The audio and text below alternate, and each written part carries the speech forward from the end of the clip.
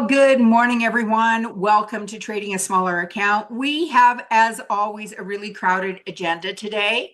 We're going to look at three different bullish strategies and place example trades on using three different bullish strategies on three different stocks. I've got a list of about 8 here, so we're going to have to pick and choose.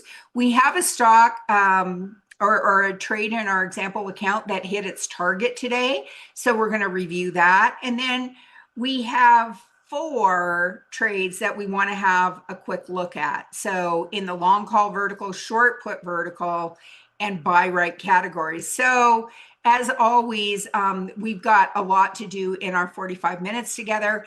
I want to thank all of you who are here and that show up day after day, week after week live and help bring this class, bring the positive energy that you do to this class. So to Rocky, who was the first one into the chat, good morning. We've got Rachel Dashel with us in the chat. She's a great coach. And so if you've got questions, don't hesitate to ask. She's got my back. If there are questions that she can easily answer, she'll answer those in the chat, and then I can move on to other things. But to Dom and Josh and Sam and Sharon and Will and Travel D and the rest of the gang, thank you all for being here and for being so participatory. Let's get right down to business. First, if you're not following us on X, you're missing out. Rachel CS and Barb Armstrong CS. We're also now both on LinkedIn. If you missed the mid-year market outlook, it is now available to view, and Rachel will post a link to that in the chat. But I also posted it on both X and LinkedIn this morning. So if you go to my X feed, it was just posted this morning and you're only a click away. The other thing is that if you've never been to a live event, you may want to consider checking those out. We've got one coming up in Chicago mid-July, and then a market drive in Dallas the first weekend in August. So, you may want to check those out as well. Now, just know that before we get into all of our trades, for today, know that options carry a high level of risk and aren't suitable for all investors. We do a lot of options trades in this class. We do all of our example trades on the Paper Money software application on the Thinkorswim desktop platform, which is a brilliant place to learn and make sure that you understand what you're doing, that you have a trading plan in place, and that you understand the mechanics of how to use the platform. One of the nuances or differences is that short options will never be assigned early in Paper Money. That can happen in a live account, and we've had lots of discussions about that as we kind of go along. I don't do much of an market overview in this class anymore because Kevin Horner at the Market Open 4 days a week does a fantastic 45-minute overview. So you'll want to check in on that. So the LinkedIn account, Rachel will post a link to that. Okay. For her LinkedIn and for mine.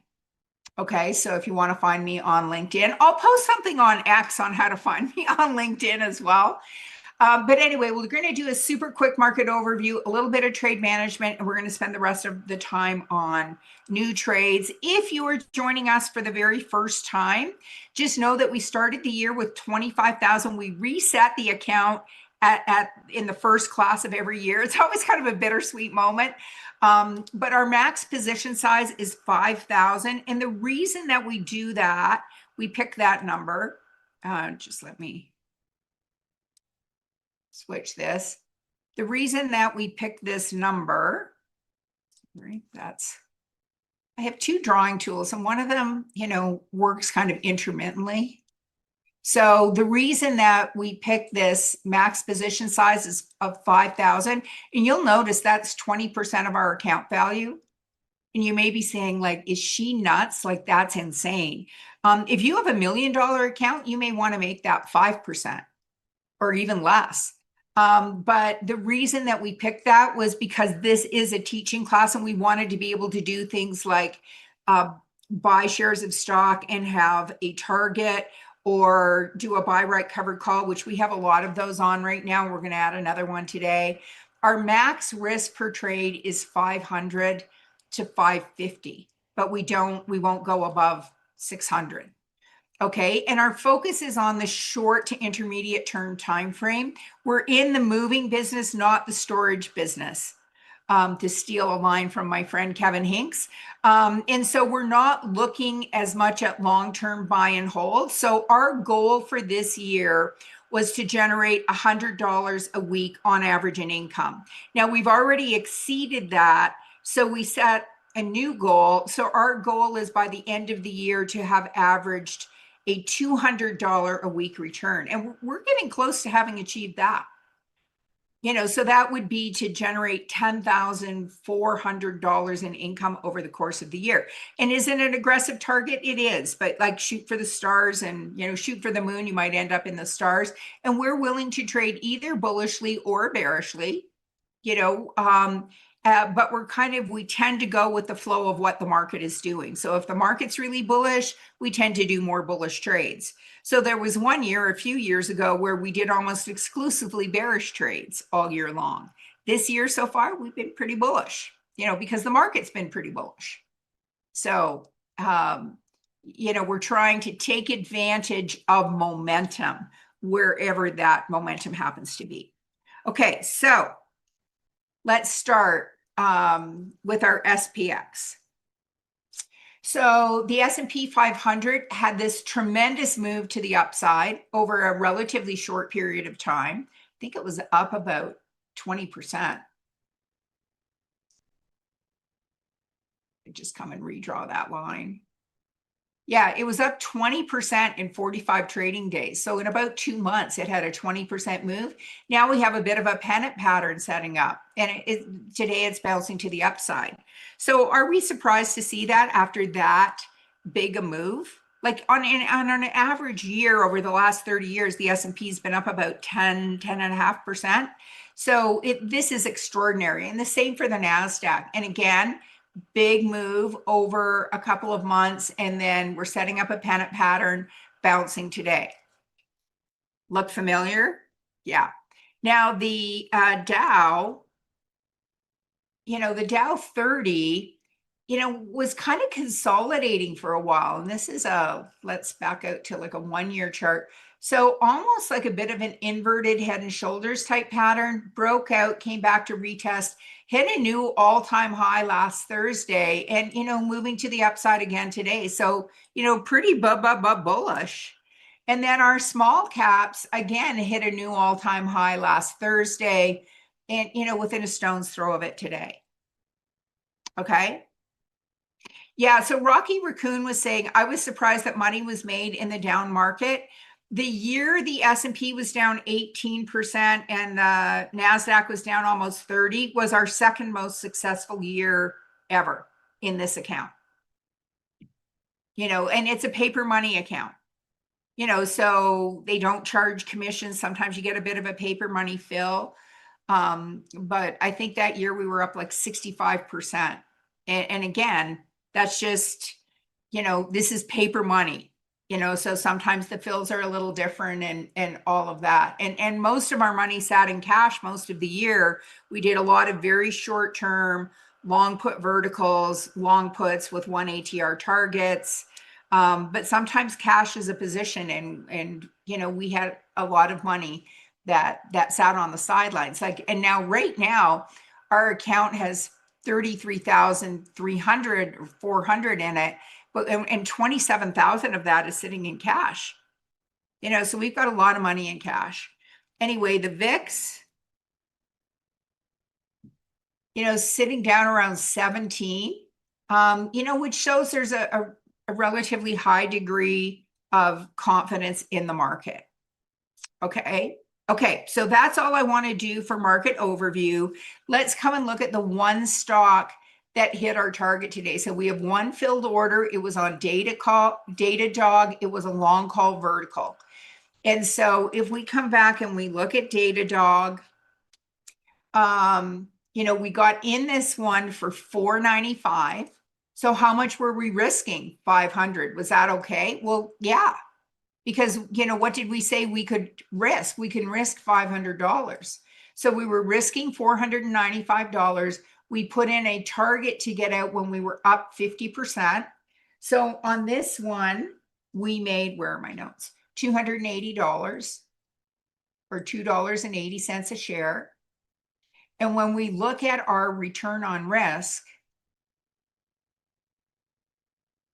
that's 280 that we made divided by the 495 we were risking. So we know that's more than 50% because 50% would be 250 on 500.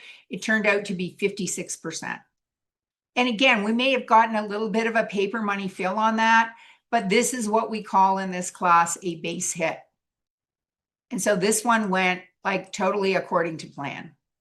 So we're pretty happy campers on that one. You know, and like we said, if our goal was to make 200 a week on average, there it is. Oh, if I got that math wrong, 775 minus 495, 280. I came up with 280. So Sam, in his example trade on this, came out with 275. So it was pretty close. Okay, so now I want to look at one like, you know, trade's gone wrong. So Nokia, we're currently down by $511. Now, one thing that I want to point out with Nokia, and this one I'm kind of excited to review. Now, I prefer being bored all the way to the bank, is how I like to describe it. And this one has been a little more challenging. But if we come and look at, we placed this trade on June 1st, or actually on June 8th. So we had done a profitable buy right covered call, and it had worked out well. And so we thought we'd do kind of a wash, rinse, repeat. So on June 8th, we bought 300 shares of stock and we sold the covered call at 91. Now on Friday, we bought back that covered call for 14 cents. Okay. Oh, I keep looking here. I'm going to just put my notes back where I usually have them. And so we made, just to get my notes. So we made 91 minus 14. So we made 77 cents per share on that, times 3. Well, times 300, because we had 3 contracts. So we made $231. Okay. So even though it looks pretty horrific, and what we did on Friday, if you go back to that conversation, was we wanted to buy it back, and the hope was, or the expectation was, that it might bounce. Okay. Oh, sorry, I've got to bring this back up and shake the Etch-a-Sketch. Okay. So, but when we come to the chart today and we had this conversation, we said, we're going to buy it back. This is where we were on Friday. And it looked like this support level might be holding. And then it broke down below. Now, when I first looked at this today, it's rallied a lot, believe it or not. When I looked at this first thing this morning, this candle, it was down, trading near the low of the day. Now, what we did with Nokia, you can see on the chart here, we bought a protective put at 13. Now, when I looked at this morning, it was trading like at 12.20 or something like that.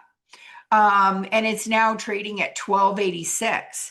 So here's my question. So this could still, you know, be holding as a support level, but so we have 3 choices here. Okay. So one, we can just wait. And let's line these up.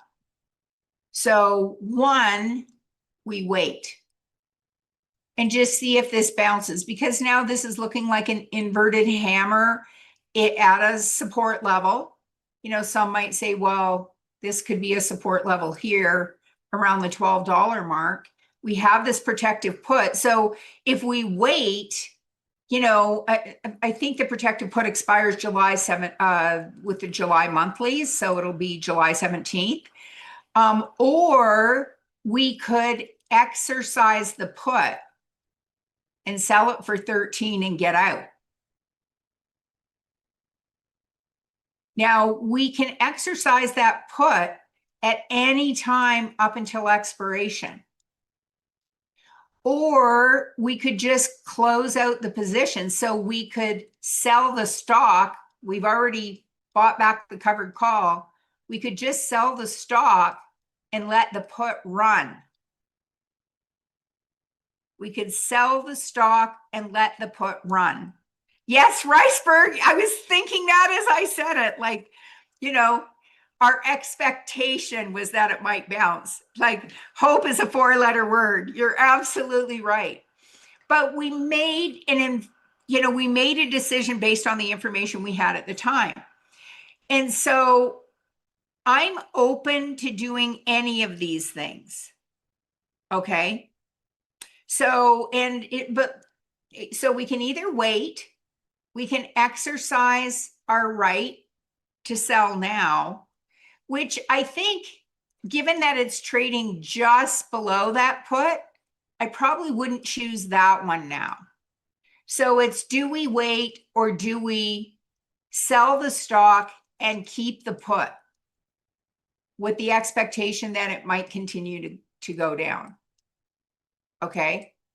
So then we sell the stock, we lock in that loss. But if we keep the put and it continues to go down, we could make money from the put. Okay. So we're going to put this in as a vote. So here's our poll. So on Nokia, do we wait or sell the stock and keep the put? So this has to be a binary question. So the question is, do we wait? And then and if you vote, no, I don't want to wait, then it means we're going to liquidate the stock and keep the put. Okay. So there's our poll. And just so you've got complete information, we're going to come back to our monitor tab and look at Nokia and say, okay, we're down $507 on this. Now, less the 233 or whatever it was. We made $230. So we're still down like $300-ish, 275 or so. But so do we liquidate our position? And, we bought it for $14.77. We'd be selling it for $12.85 and keep the put in play, or do we just wait? Because we do have until July 17th, and then we can look at it again next Monday. Okay. It looks like we're leaning towards waiting. So, okay. So we have a position, just to review our other positions. We have a position on Alaska Air. We put a stock target on it up here. We bought it here. And so that's just continuing to mosey along just fine. With Microsoft, oh, that's a new trade. Amgen, if we come back here, so because we're supposed to review our long call vertical positions every day, Datadog hit the target. Amgen is now looking like it's down. Now, first thing this morning, it was up. And it was doing just fine. So you can see it opened up and it's pulling back a little bit. So it went from being up like 12% to being down, but we're still, this trend is still intact. So we're not going to do anything there. So that's that. We have a short put vertical on Marvell, and that's up slightly today. So we really don't have to do anything with Marvell. The one other thing that I wanted to bring out was that we have a buy right on, and all of these are making money, our buy rights, except for Nokia, but we don't have a little chiclet here. So I just want to confirm that it's not been put in the wrong spot. We don't have an exit in place, and that's a no-no in this class. So we're going to come to CSX, where we have this buy right, and we had, put this trade on here. We bought the call back for a profit, and then we sold a new call on Friday. And we didn't get, I was having a little hiccup with my system. We didn't get the stop put in place. So we're going to come back to this recent low of 45.15 and put our stop 3% below that. So it'll be 43.79. So we're going to come to CSX. We're going to highlight this entire position and say, create a closing order to both sell the call and buy back the stock. And we're going to make this a market order that's good till canceled. We're going to hit our disappearing, reappearing sprocket. And we're going to put in our exit, which would be at 43.79.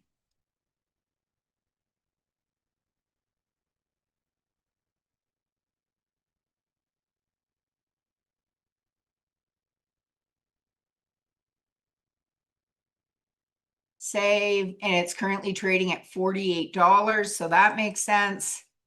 So if this goes below 43.79, we would like to exit this position. We're going to put this in our buy right cover call group and send.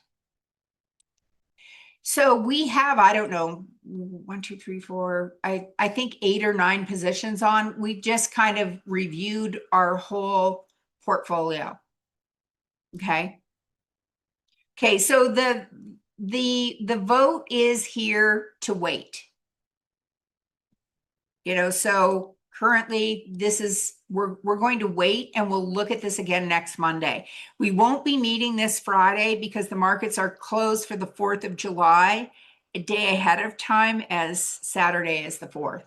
So we won't be holding this class on this Friday. We're going to have the day off. Okay, so that's that one. Nokia, CSX, Marvell, and Amgen.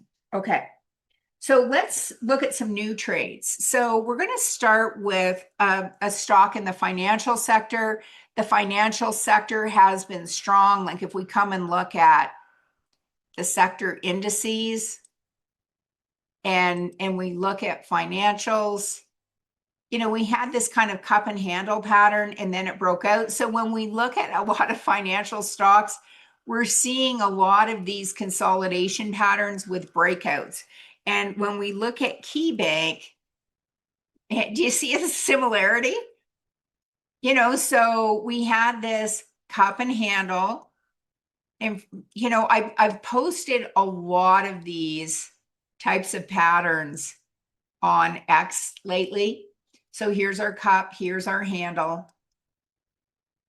And, you know, this is a 1885 if we just subtract. And you know, range, support and resistance are not finite numbers. So this is just an approximation, but a move of about 350. This is about the range, 350-ish. So if we took 2243 and added 350 to it,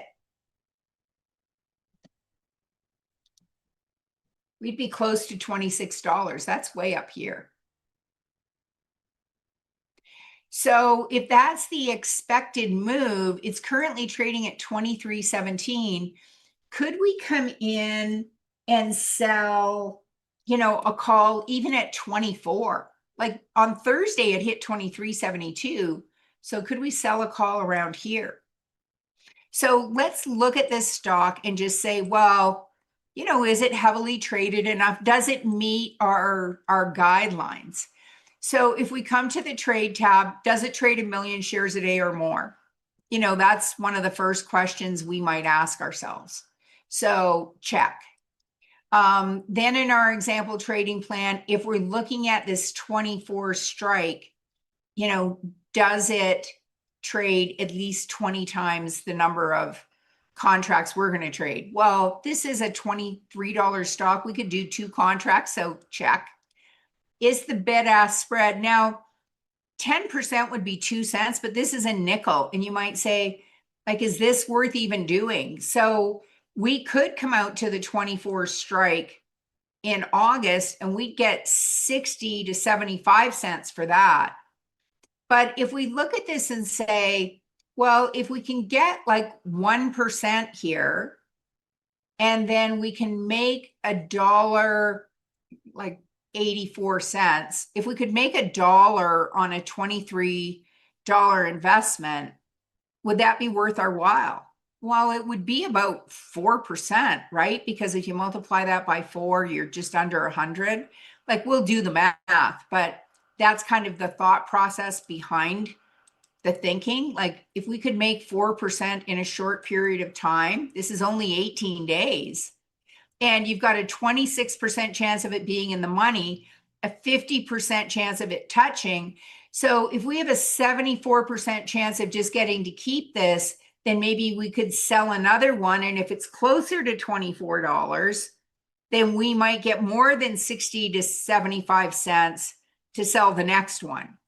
So that's how my little trader brain is thinking about this, like what might happen. And then if I'm called out, am I okay with the return? You know, we're never going to be called out early in paper money. We could be called out early if this thing really moves in a live account. And are we going to be, you know, crying in our cups if we get called out? And if we say, well, if we could make $1.06 on an investment of $22.93, what kind of return might that be? That's 4.6% in 18 days. So if you're saying, well, that's not enough for me, then I wouldn't place the trade. Now, but if it is enough, and if you're at a 4th of July party, maybe run that by some of your friends and say, would you think that would be okay? Yeah, because, you know, current T-bill type short-term paper, you probably can't get 464.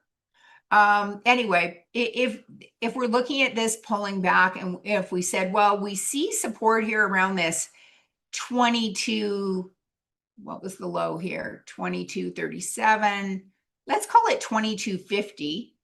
So if I said 22.50 times 0.97, if that's where we put our stop at 21.83, how much are we risking?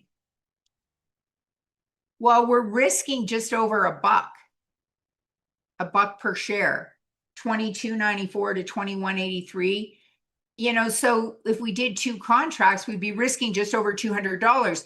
Now, does this mean that, you know, if it hit our stop, we'd get out at exactly the price requested? No. You know, if it were to gap down, we could end up losing more. But we're going to make this a market order because we're both buying back the call and selling the stock in this occurrence. And we don't know exactly how much we'd be buying the call back for. We just know it will be worth less, but it's not likely to be worth 0. So 21.83 is going to be our exit. And we have $27,000 sitting there doing, you know, ding quack quack for us. So we have money to invest.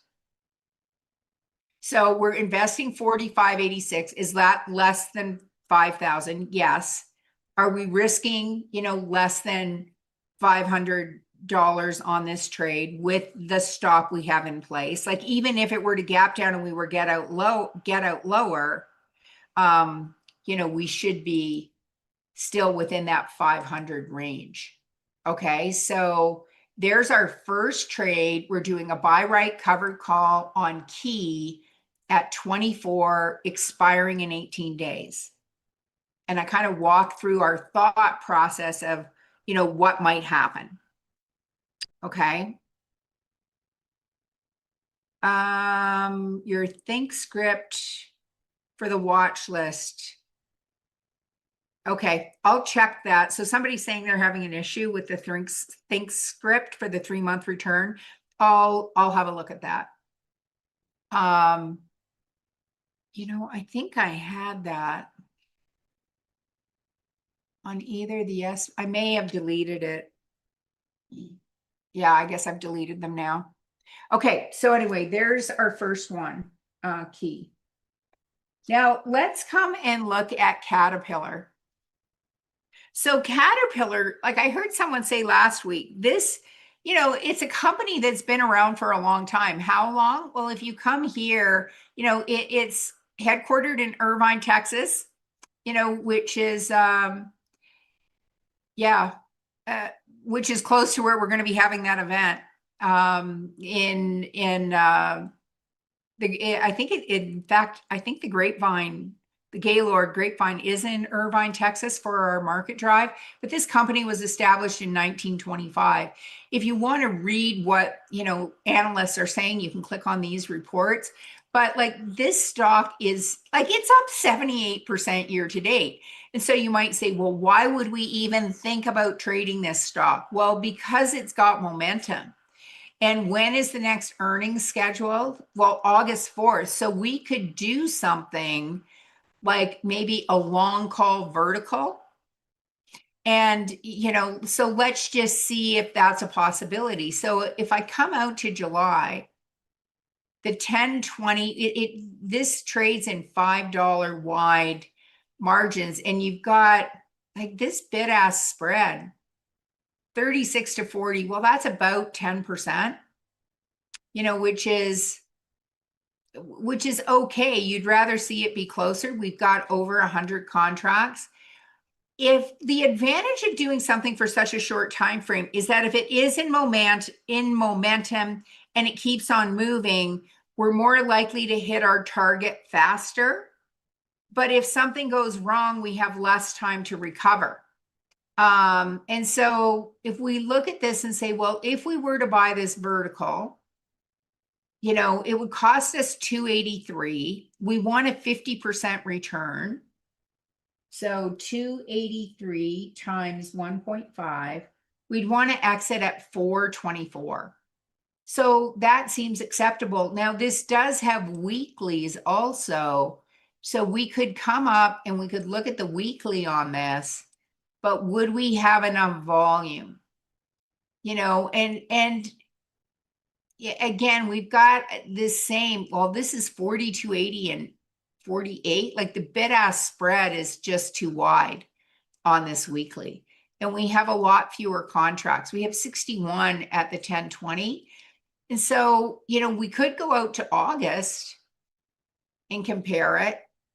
But with August, like this is a 20-point spread.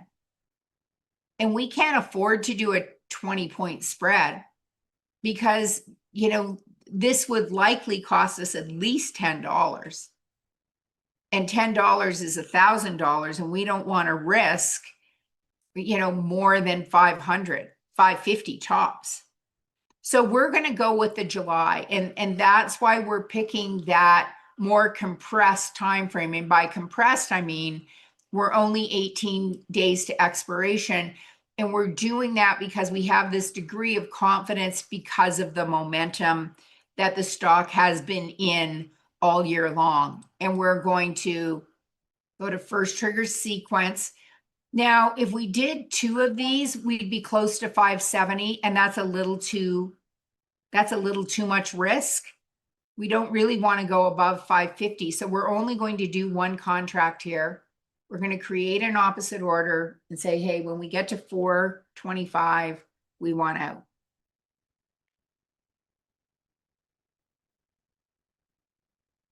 And we're going to put that in our long call vertical bucket. Okay. So there's Caterpillar.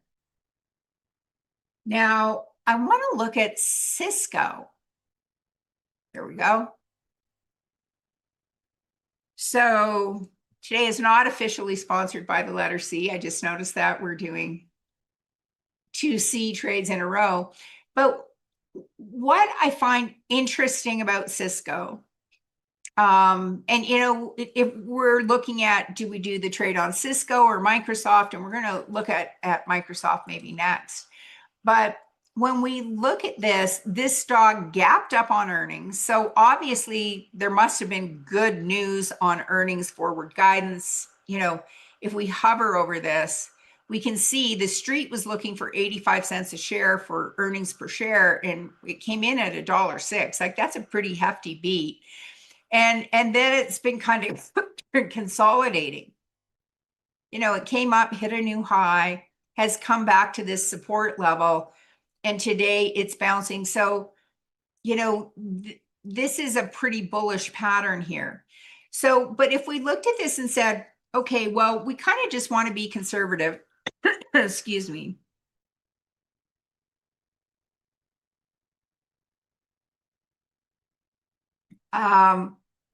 So if we wanted to be conservative on this and we said, well, you know, we see this support level around 114-ish. Could we maybe sell the 112? Like go just a little bit below that? Come down to 112 and do a short put vertical. Like it hasn't hit 112 since middle of May.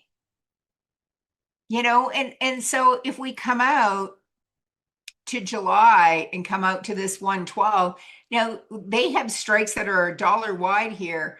The bid ask spread 58, 68, 78. It's about 20 cents. So it's a little wider than we'd like, but it's not, you know, you can't drive a truck through it.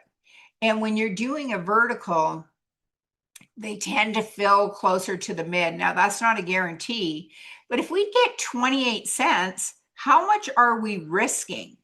Well, we're risking a dollar minus 28. So we're risking 72 to make 28. So that's a potential return of 39% on a trade we'd only be in for 18 days. And our time decay, so if, again, if we're trying to look at expiration dates and we're going, yeah, like what if I went out further? Well, I'm going to bring up, so here's our probability of it expiring in the money. It's saying it's at 28%. Now that's a mathematical number that's come up based on where it's currently trading and the expected move and all of that. It's not taking technical analysis per se into account, which is what we're trading based on. We have a 56% of it coming back and touching. But what I really want to look at is time decay, because this is the type of trade where time decay is the big kahuna. Because counter to buying a stock, when we sell, do a short put vertical, we want to sell it for a higher amount and buy it back for a lower amount. So time chipping away at the value of this option is exactly what we want to see. So our time decay is much higher here, you know, than if we went out to say August. Where's August? So our time decay on the, what was it? The one, well, we were looking at say 111, you know, the time decay is less. And so we're trying to take advantage of that time decay, and that's going to accelerate as we approach expiration. So if we said, well, we'd like to buy this back when we've got 80% of our max gain, we'd be buying this back when it's worth a nickel. And so how many of these could we do? Well, if we did 6 of these, how much would we be risking? We'd be risking $450. So if we said, okay, we can do 6 of those and still be under our max loss, theoretically. So let's do that. Single order, first trigger sequence. We're going to right click, create an opposite order and say, hey, when this thing is worth a nickel, let's take our risk off the table. Okay, and we're going to put that in our, oh, it's not allowing me to put that in that bucket. So when that fills, so now it filled. So sometimes this seems to be a little temperamental. So what happens if you don't allocate, it'll come down and it will go into unallocated. And then I can just come here and say, hey, put it in our short put vertical group. And now we can see that along with Marvell, oh, we're up $27. You know, this could be a paper money response. It's often, it will show that we're down a little bit. So there's Cisco.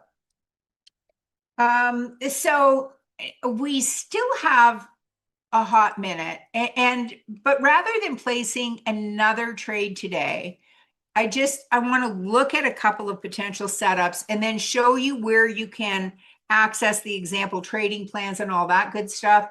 So we have Microsoft, which has really been on the struggle bus. It's down 24%, but it's bouncing off a support level. And so could we do something like a short put vertical kind of thing here? It's a possibility. So maybe we'll look at that again next Monday. American Express was on the struggle bus also. It's down 8% this year, but it's created this cup and handle pattern.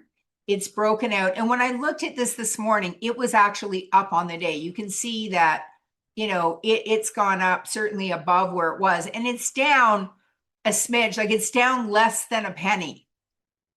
It's down 0.005. So, now we can see this candle, it's hovering, but could we sell a short put vertical on that? Well, that it's a possibility.